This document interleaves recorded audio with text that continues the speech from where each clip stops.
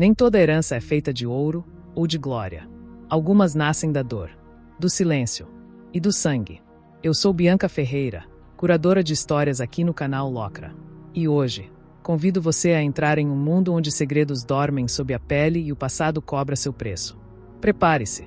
Você está prestes a ouvir Herança de Sombras. Porque a verdade, ela corrói, ela condena. E às vezes, ela mata. Capítulo de hoje, Raiz Queimada. Disse que antes do tempo ter nome, o vento sussurrava nas raízes da árvore do mundo. Suas folhas ardiam em vermelho vívido, mesmo com as luas gêmeas ainda apagadas, e dela brotaram os primeiros sussurros de consciência. As fadas nasceram da luz, os dragões, do fogo, e os elfos, do fruto de um silêncio que jamais voltou a florescer. Disse que os primeiros elfos nasceram das frutas dessa árvore, antes mesmo da existência da linguagem. Mas a árvore nunca mais frutificou desde então. Desde então, os elfos aprenderam a gerar seus filhos com carne, sangue e desejo. Devido a isso, os elfos possuíam uma forte ligação com os espíritos e a magia. Com o tempo, os elfos que nasceram dos frutos da árvore do mundo começaram a deixar o mundo dos vivos, restando apenas meia dúzia que nasceram das frutas originais, os lendários alto-elfos. São os últimos da primeira geração. Não governam, não comandam, observam. Vivem reclusos no topo da árvore do mundo, afastados da política, servindo como o mais antigo e silencioso conselho do mundo. Seus corpos permanecem entre as raízes da árvore, mas suas mentes caminham no reino espiritual, onde dizem travar uma guerra secreta e interminável contra uma força obscura que ameaça Onad desde a alvorada. A maioria desacredita disso. Mas os elfos mais antigos não riem dessa história. Elfen, lar dos elfos de sangue antigo, é uma terra onde a magia respira por entre as montanhas e os espíritos caminham sem serem vistos. Abençoada com campos férteis e florestas densas, Elfen é considerada o celeiro de Onad, sustentando as partes mais áridas dos 7 reinos, especialmente as próprias luas gêmeas, onde reside a família imperial, com grãos, vinhos, frutas e gado. Terceiro maior reino de Onad, Elfen se autoproclama as primeiras terras, um título pronunciado com a altivez de quem acredita não apenas em sua origem divina, mas na superioridade inquestionável do próprio sangue. Nas selvas profundas, onde o mundo espiritual espreita pelas frestas do real, criaturas híbridas de vento e musgo caçam em silêncio. O solo pulsa em energia arcaica. Encantamentos vivos percorrem as raízes. Mas, no centro de tudo, ergue-se a mais sagrada das arrogâncias, a árvore do mundo. Colossal, insana em proporção, a árvore de Elfen se agarra à crosta do planeta com raízes que sugam magma, elevando-se até romper a própria atmosfera. Seu tronco branco como marfim carrega cicatrizes milenares. Suas folhas, vermelhas como o sangue da terra, nunca balançam com o vento. Elas escolhem se mover. É no tronco dessa entidade viva e sagrada que a casa de Arcat cravou sua fortaleza imperial. A 500 metros de altura, a sede da casa governa os céus, e seus salões dourados e corredores entalhados em ossos de leviatãs são testemunhas de séculos de poder, corrupção e controle absoluto. A casa de Arcat não comanda com amor. Comanda com medo. Ricos além do necessário. Cruéis além do tolerável. Inteligentes demais para cair. São o espinho no calcanhar do império. São o eco de um reino que se recusa a ser esquecido. Por séculos, os de Arcat ergueram seu império sobre a exploração. Perseguiram e escravizaram os elfos negros, vendendo-os como mercadoria, reduzindo-os a cifras em feiras de carne mágica. Quando os elfos negros se rebelaram e tomaram para si terras amaldiçoadas ao sul, os de Arcat juraram reconquistar tudo, mesmo que fosse necessário contaminar o mundo para isso. Apesar da beleza, não há pureza em Elfen. Há legado, há poder, há promessas seladas com sangue. O atual soberano de Elfen, Duque Aetherion Elendar de Arcat, é amplamente reconhecido como um dos homens mais inteligentes de Onad e, sem dúvida, um dos mais perigosos quando subestimado. Mestre da manipulação, pai de monstros e arquiteto da dor institucionalizada, Aetherion não apenas governa seu reino, ele o molda à sua imagem, fértil, magnífico e implacável. Entre os 7 pilares que sustentam o Império Noriel, o nome de Aetherion é pronunciado apenas em sussurros, carregado de um respeito tenso e venenoso, reservado a mentes que matam mais com palavras do que com espadas. Detentor do título de duque e do prestigioso posto de mestre da magia, tornou-se infame ao receber o apelido irônico de Estrela da Manhã, uma alusão cruel à sua atuação decisiva na unificação dos territórios fragmentados de Onad. Um processo que, embora celebrado pela elite, foi pavimentado com cadáveres, destruição e cicatrizes que ainda sangram no povo. A Aetherium é a síntese da crueldade elevada à lógica. Uma combinação letal de frieza estratégica, ganância calculada e um pragmatismo que não reconhece vínculos emocionais, nem mesmo com o próprio sangue. Ele acredita, com convicção inabalável, que o mais forte dita o que é certo. Força é direito. Fraqueza é sentença. Linhas nobres não valem nada diante da utilidade. E filhos são ferramentas. Mais do que qualquer outro nobre élfico, a Aetherium valoriza o talento acima da linhagem, um conceito quase herético entre os seus. Para ele, cada vida é uma engrenagem descartável em um mecanismo maior. O trono não é herdado, é conquistado com sangue, astúcia e sobrevivência. Ele vê o conhecimento como a arma mais refinada do mundo, mais afiada que qualquer lâmina, mais poderosa que qualquer feitiço. E o guarda como um assassino guarda seu punhal favorito, escondido, intocado, pronto para rasgar no momento mais preciso. Ao longo de sua vida, a Aetherium gerou centenas de descendentes, mas a maioria nunca chegou à idade adulta. Foram devorados por um ritual silencioso conhecido entre os nobres como as batalhas de sucessão, jogos de guerra e sobrevivência em que irmãos eram forçados a lutar entre si desde a infância. Os que não morriam nesses duelos caíam nos campos do treinamento brutal, um processo seletivo onde fraqueza era uma sentença de morte e empatia, um erro terminal. Dos incontáveis filhos, apenas 8 sobreviveram às fases iniciais. E mesmo entre esses, nenhum é amado. A Aetherium não oferece afeto. Não oferece proteção. Oferece apenas uma chance. Uma única. A de provar-se digno de herdar o nome de Arcat, o nome que nunca vacila, nunca sangra em vão, nunca esquece quem caiu. Seus filhos são peças, jogadas num tabuleiro onde apenas um rei sobrevive. O número de mulheres com quem a Aetherium compartilhou leito nunca foi oficialmente registrado, mas todas têm algo em comum. Nenhuma união foi fruto de desejo, paixão ou afeto. Cada esposa foi escolhida como se escolhe um espécime raro: força física, pureza sanguínea, capacidade mágica, resistência ao sofrimento e potencial genético eram os únicos critérios que importavam. Suas decisões amorosas não envolviam coração. Eram cruzamentos seletivos. Ele procurava, desde sempre, o guerreiro perfeito. Alguém capaz de suportar o peso da casa de Arcat, de carregar o mundo nos ombros e esmagar qualquer um que se colocasse entre ele e o poder. Hoje, a Aetherium mantém 3 esposas vivas. E apenas 3 filhos continuam respirando. Mas em Elfen, até mesmo a respiração pode ser provisória. Valenesiel de Arcat caminhava como quem carrega cacos no peito, cacos que se movem a cada passo, cortando por dentro. Os corredores alvos do palácio, reverenciados por embaixadores e nobres estrangeiros, soavam diferentes aos seus ouvidos. Cada passo ecoava como um deboche. As botas contra o mármore polido pareciam rir dele, lembrando-o, sem piedade, do que ele era ali, o erro.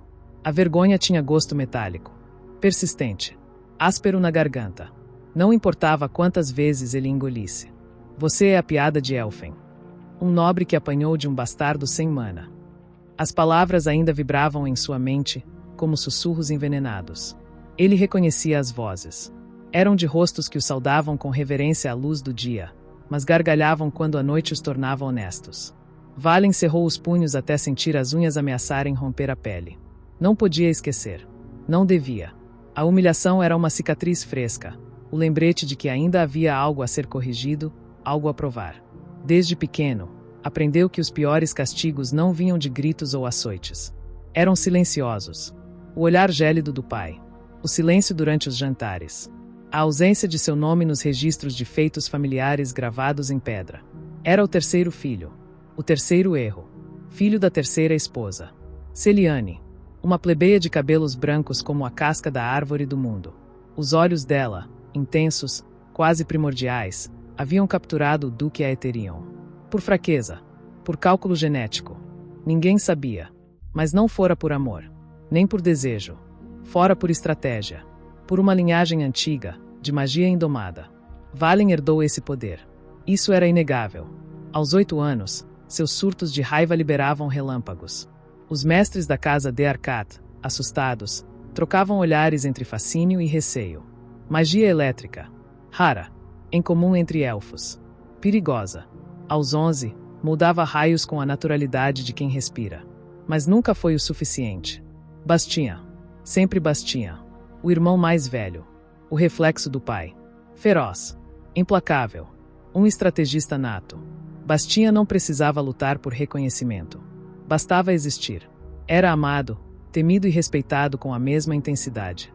A Ethereum o via como um herdeiro digno. Um símbolo. Valen precisava gritar, sangrar, dobrar-se em mil. E, mesmo assim, era ignorado. Ele odiava Bastian. Respeitava. Temia. Tudo ao mesmo tempo. Os outros irmãos? Apenas sombras indistintas em seu caminho. Peões como ele. Só que alguns ainda fingiam não perceber. A vida na casa de Arcat era feita de jogos sujos e promessas vazias. Valen aprendeu cedo a mentir, manipular, prometer o que nunca entregaria. Trocava aliados por vantagem. Pisava onde fosse necessário. Tudo pela aprovação de um pai que, no fundo, talvez fosse incapaz de amar qualquer coisa além de si mesmo. Mas hoje era diferente. O gosto da derrota ainda estava fresco demais.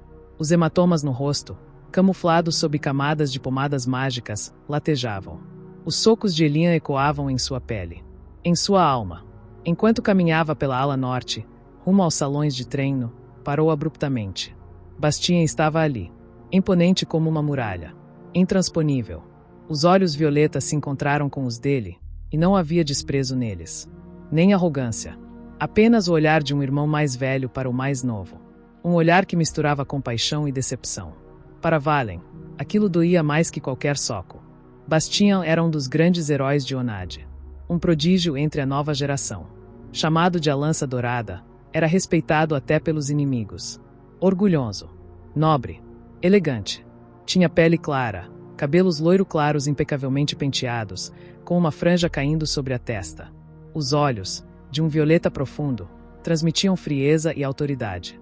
O uniforme imperial branco reluzia, adornado com dourado e vermelho escuro, cordões trançados e um broche em forma de águia dourada de asas abertas.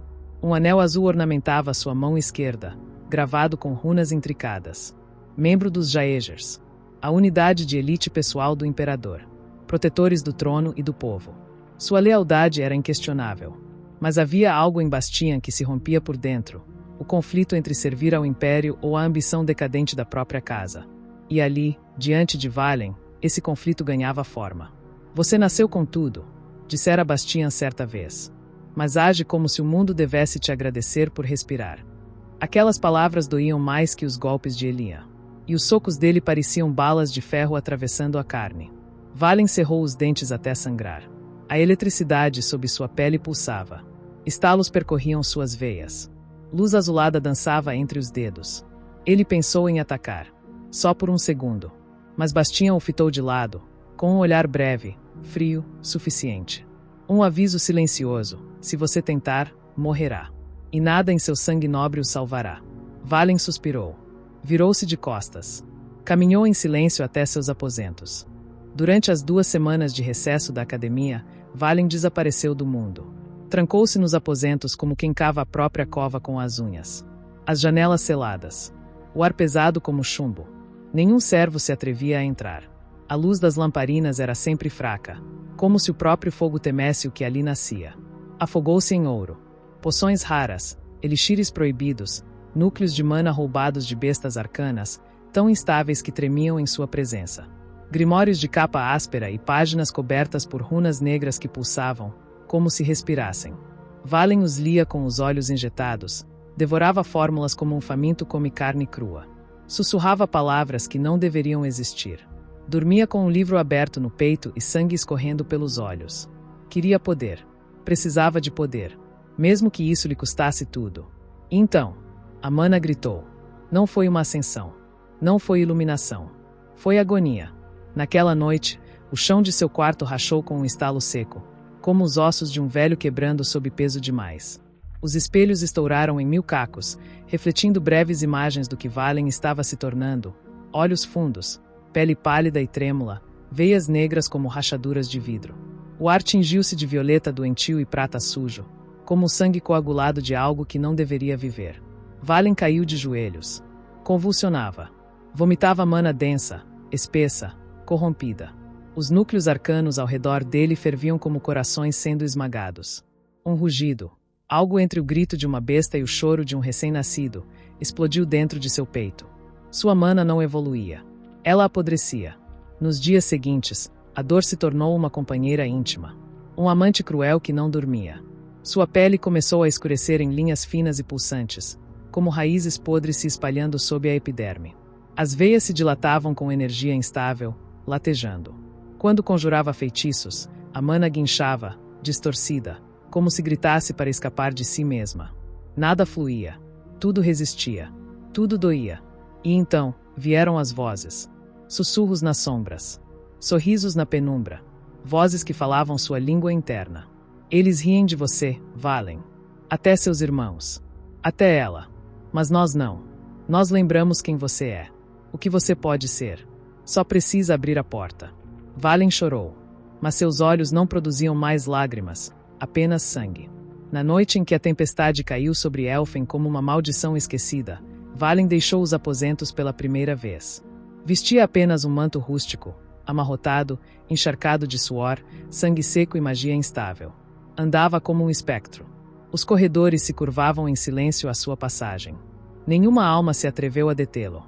Ele subiu até o ponto mais alto do reino, a prancha dos lamentos, onde traidores e mestiços eram lançados ao esquecimento. O vento cortava sua pele como lâminas. Lá embaixo, o abismo respirava, um vazio vivo, um estômago aberto à espera. As pedras pareciam guardar os gritos dos que haviam caído. Eles não cessavam. Apenas ecoavam, e ecoavam, e ecoavam. As vozes estavam mais fortes do que nunca. Um salto, Valen. E tudo muda. Um salto, e você renasce. Você será mais do que sangue. Mais do que nome. Será vontade pura. Ele caminhou até a beirada. A mana em seu corpo se contorcia como um verme faminto. Havia algo dentro dele agora. Algo antigo. Algo que o mundo havia esquecido, por medo. Só precisa me deixar entrar. Valen respirou fundo. Pensou no pai. Pensou em Bastian. Pensou em Elian. Pensou na risada abafada que ouviu do outro lado da parede. Pensou em ser apenas um nome apagado no mural de glórias que nunca foram suas. Olhou para o abismo. E saltou. Enquanto isso na mansão Thorne. A escuridão era densa como tinta derramada. Elian caminhava, mas seus pés não produziam som. O chão sob ele parecia vidro, tão perfeitamente liso que ele via o próprio reflexo distorcido abaixo, pálido, espectral, com os olhos tomados por uma ansiedade que ele não compreendia. Acima dele, o céu era um vazio sem cor. À frente, havia um salão oval, translúcido, como se moldado por cristal ou gelo, e no coração do espaço, ela. Calista. Ela estava de costas, parada, como se escutasse algo. Seu cabelo preto e volumoso flutuava suavemente, como se submerso. E então Elian percebeu. Aquele lugar não estava no ar. Estava no fundo. No fundo de algo. No fundo do Lago Negro. As paredes de vidro tremeluziam com luzes distorcidas, como se as águas se movessem contra elas em silêncio. Elian tentou gritar seu nome, mas nenhum som saiu de sua garganta. Seus punhos bateram contra a barreira invisível que o separava dela. Ele corria e corria, mas não se aproximava. Foi então que a flecha surgiu. Uma linha negra rasgando o ar como um raio de ódio puro. Vinda de nenhum lugar, ela atravessou o espaço com precisão inumana, e antes que Elian pudesse sequer pensar em se mover, ela a atingiu. O som do impacto foi seco e cruel. Calista arqueou o corpo para trás. A flecha atravessou seu peito, e a ponta negra sobressaía em meio ao tecido branco manchado de vermelho. Não havia grito. Não havia queda. Ela apenas ficou ali, olhando para ele. Seus olhos não o culpavam. Não pediam socorro. Eram serenos. Tristes. Como se já soubessem. A água do lago começou a escorrer pelas paredes de vidro como lágrimas, distorcendo tudo. Elian caiu de joelhos no chão translúcido, tentando tocar a superfície. Mas ela desaparecia. Calista se desmanchava em fragmentos de luz e sombra, levados pela água. E então ele gritou. Um grito que rasgou a noite. Elian acordou arfando. O quarto estava mergulhado em trevas, exceto pelo brilho fraco da lareira que morria nas cinzas. Suor cobria sua pele, o lençol colado ao corpo. O coração batia como um tambor em guerra, e por um momento ele não soube onde estava, se ainda no fundo do lago ou de volta à sua cama. Calista, murmurou, quase como uma prece, quase como um pedido de perdão. A palavra ficou suspensa no ar, pairando como um fantasma. Ele levou as mãos ao rosto, tentando apagar as imagens, mas elas continuavam ali, como cicatrizes recentes. O salão oval de vidro, a flecha negra, o sangue manchando o branco. E aqueles olhos. Aqueles malditos olhos verdes que não o culpavam. Que apenas diziam adeus. Obrigada por me acompanhar até aqui. Sua presença torna essa jornada ainda mais mágica. Se esta história tocou você de alguma forma, não esqueça, curta, compartilhe com quem ama narrativas intensas e emocionantes, e inscreva-se no canal para não perder nenhum capítulo. Ative o sininho, o mundo oculto nem sempre avisa quando está prestes a se revelar. Eu sou Bianca Ferreira, e estarei te esperando no próximo capítulo de Herança de Sombras aqui no canal Locra. Até lá, cuide-se bem. E lembre-se, algumas sombras não querem apenas assustar, elas querem ser vistas. Cada encontro tem um propósito. E o nosso ainda está só começando. Nos vemos em breve.